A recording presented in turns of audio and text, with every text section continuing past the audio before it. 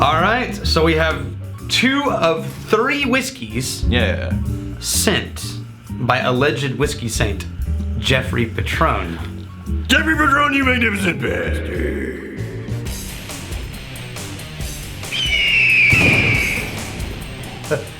So what does this mean, Rex? This put him over the edge. Yes. This puts you over the edge. Jeffrey Patron, welcome to the Whiskey Sainthood. You patron saint of whiskey.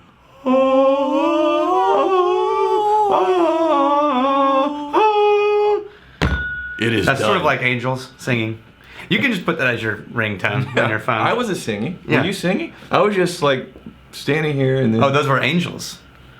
Yeah, all right, fair enough. Okay, so here's the thing. He also sent us a 3rd whiskey, Jeffrey. I'm most excited about that one, but we're gonna do it at a later date because of reasons. Yes. So these are 2 whiskeys from Trader Joe's, and this makes me even more pissed off that Texas liquor laws won't allow our Trader Joe's here in Austin to sell alcohol. I feel like I have to go like Trader Joe's. I don't know where that came from, but that was sort of a Trader Joe's. Yeah, wherever thing it in my came mind. from, take it back. Yeah. So one of these is called Islay Storm, Can I tell you I'm not... and the other one is called the cap is broken on this. Can I tell you something? Huh. I'm gonna tell you something. I'm telling you this. The like the Costco, Kirkland, Trader Joe stuff that we've gotten so far, I haven't been amazed. Me either. Yeah. Me either. We'll see. Okay, so here's the thing about this Islay.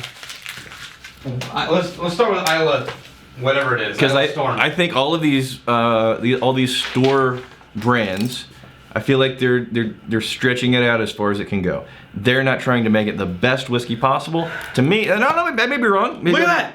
What was that? Look at that smoke in there. I looked up Islay Mist to try to figure out what was this. Islay Storm. Islay Storm. Yeah, because there is an Islay Mist actually. Yeah. Islay Storm. I tried to figure out what it was, and no one knows. And my favorite review was on the Master of Malt. There's tasting notes, and it said basically the tasting note said nose smoky, palate smoky, finish smoky. I mean, there's a few more words around that. Right, but I'm like, it's all they could say was, well, it's definitely smoky. So I'm a little interested to try this. I'm expecting smoke. My only question is, will it be a rich smoke or a thin smoke? Oh no, this is This is not a thin smoke. Man, this is an impressive amount. Damn, I don't have another glass for this. Of peat. Mad respect for this level of peat in a Trader Joe's here. It gets so peaty, it starts to get like this savory meat, almost like a funky cheese note on the nose. All right, I'm going in. This on the nose. I'm pretty excited about this. Okay, it's watery on the nose. Water in the taste. They watered it down to 40%. Son of a If this had been if this had been 46, this would have been my new go-to find it and keep it in the house whiskey. This nose was amazing. Mm-hmm. The taste was watery. God, man. Well, you know what? That's even more frustrating because if this was 46, 47%, it would have been perfect. It would have been awesome. This would have kicked ass on all of the Islay type blends as far as really magnificently rich. So I am curious to know, because the people, you magnificent bastards have absolutely stepped up and delivered for like the Costco and the Kirkland and the Trader Joe's, like these big in-house brands where people are just pulling in the leftovers from these big distilleries. You guys have delivered. I want to know if there's one of these in-house brands, the Trader Joe's, the Costco's, whatever the hell, that have the bean bag to not water it down, to make it more than 40%. I'd be satisfied with 43. Because that's Alexander Murray does that a lot too. They'll always water it down. Well, not always. They often water their shit down. And by the way, Alexander Murray is usually the one responsible for bringing in Trader Joe's products. Right. This is Alexander Murray. Look at the front. Okay. Alexander Murray, Aberdeen, Scotland. Yeah. So, and what percentage is it at? I would be 40%. Yeah. I would be more satisfied and this sounds like, sacrilege. More satisfied just smelling this. I wonder if this would be it. a good intro into Islay whiskey for someone who wasn't an Islay whiskey drinker. Dude, your glass has a crack around the entire rim there. And that's a practice glass. Yeah, let's throw that in the trash. Well, no. We have so few glasses. Where could all those glasses be?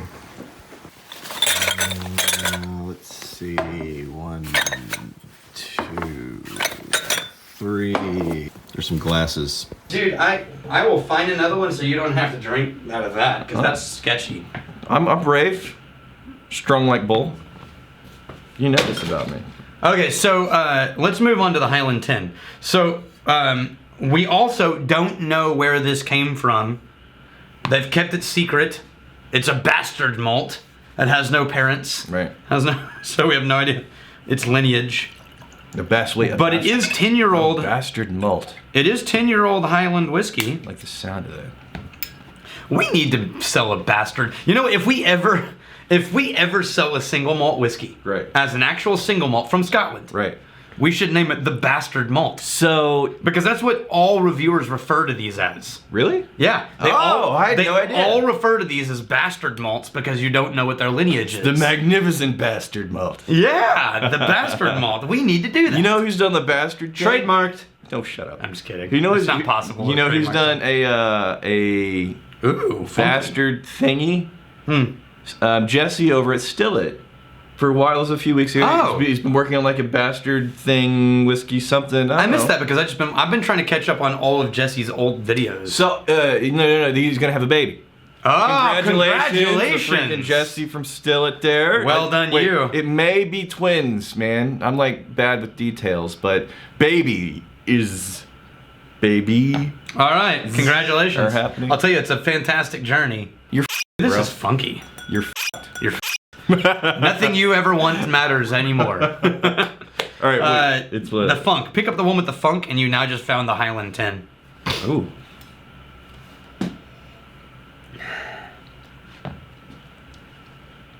So this is super candied. It's friendly, yeah. Graham cracker. I gotta tell you this though. As friendly, is there something funky going on with the cork here? No, it's just that anytime you have a damp cork, it means that when it got mailed, it sat like this for a while. Okay. I'm enjoying the Highland, even though it's candy and sweet and friendly. I'm enjoying this more. Me too. Because the taste isn't as boring. The taste isn't as boring, and with these flavors, you can forgive a little something lighter. Whenever you have this kind of nose, smoky nose, such a letdown, and it delivers this little piddly, pathetic. Yeah. So the Highland, it is what it is. It is. It's a little delicate flower. This is. Isn't it called catfishing? When you have like a really amazing profile photo, and then you meet them in person, and they're not that great. How do you know this? I read it on a Slate. Yeah, that's the thing. Is it a thing? But you're like inept whenever it comes to. I know, but I read it on Slate. That's that news thing, and they did an article on catfishing. Yeah. This is catfishing. The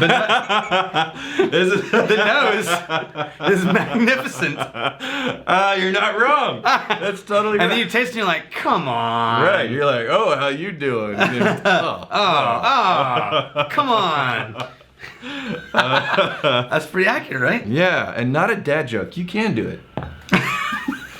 I just don't try. Corey Margison. So, just out of curiosity, trying to pick out flavors in a whiskey is a favorite pastime for any whiskey drinker, but have you guys ever experienced the opposite? I was eating something the other day and got a flavor in the aftertaste, and my mind instantly went to Stranahan's Diamond Peak. Wow. Have you ever experienced this before? I have not, but now that you said it, I really want to, because I love that idea that your brain would reverse engineer an alcohol. Right. I've had so many whiskeys this food tastes like. Yeah, I love that idea. So I'm going to be looking for it now because I think that's super cool, but it's never happened to me. Giorgio B. He is replacing monkey shoulder with something else for a drinkable, easygoing Speyside suggestions. Glenfiddich 12. Cardew 12. Did we not do this? No, easygoing Speysides. I thought we did. No. If you're trying to get away from certain things, Benriach is great. Cardew 12 is good. Glenrothes, you know what? A bourbon cask finish is great. There's people who like Tomatin. Yeah, Tomatin. More than we. More complicated than that. Okay. Really? Tomatin is? Yeah, it's a little more than Cardew, for I don't sure. remember being as impressed with Tomatin as a lot of other people are. Dalwhinnie, maybe. Yeah. Yeah, there's a lot. No, there's tons. Yeah, basically most of the space sites. Yeah, and if you're like serious about being amaze balls to dust off a 4-year-old term at whiskey, then if you find yourself just going through the same thing over and over and over and over and over, and you're just camping out there, saying, okay, it's good to have a favorite, but I challenge you to expand your horizons because there are amazing whiskeys out there. Yeah, I agree. That are absolutely worth experiencing. Okay, so the taste on the Highland real quick. The smell was all super sweet and candied to me. Right. With a little bit of barrel funk and malt funk. Mm-hmm. And it sort of reminds me of the Auchentoshan American Oak. But that's not a Highland, it's a Lowland. So, go ahead. Well, then the taste, it just stays candied. Sort of reminds me of a dessert, like a banana split or something like that. Yeah. Or like a sundae, but with none of the chocolate flavors. It's just a sweet and friendly space side. Yeah, and at the end, there's no real end flavor. So, yeah. I would pay $25 for that, and I would pay $18 for that. Fair enough. I can see that. After having tasted it. Yeah, in the Isle of Storm, I think maybe if I didn't smell it, it wouldn't have The been so... smell was wonderful. Oh my God. When I opened that, I thought we just found our new favorite go-to budget whiskey. Right. Daniel, this is from Raptor Breath. Do you approach your cigars the same way you do whiskey? No. I only have mental energy for one obsession. And so what's funny is, as obsessive as I am with whiskey, with cigars, I'm simply a consumer. I know what I like. I've got around 8 to 10 different brands in my humidor at any given time. Mm-hmm. I like all of them mostly equally. Right. There's a handful of brands that stand one head length above the rest. Right. But it's not, I can't detect the same kind of nuances, mainly because I haven't ever tried. For me, smoking goes with whiskey, so I don't spend any time thinking about it. So, my experience with cigars is they all taste like dog. But mostly the next morning.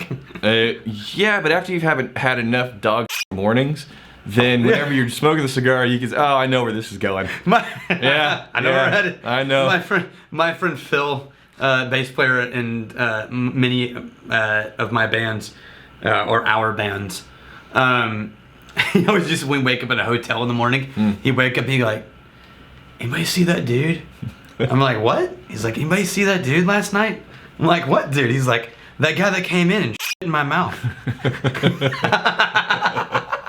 Yeah, I knew where that was going. Yeah. So I actually keep trying cigars, different ones, to see if I can find something I like. I don't think it's just my thing, man. And it's becoming a problem. You know, you couldn't, I smoked a pipe last night because it was 19 degrees Fahrenheit outside, so I couldn't sit outside and smoke a cigar. But inside, I could smoke a pipe in my house. It seems like it takes a lot of effort to smoke. It's a lot of effort to smoke a pipe.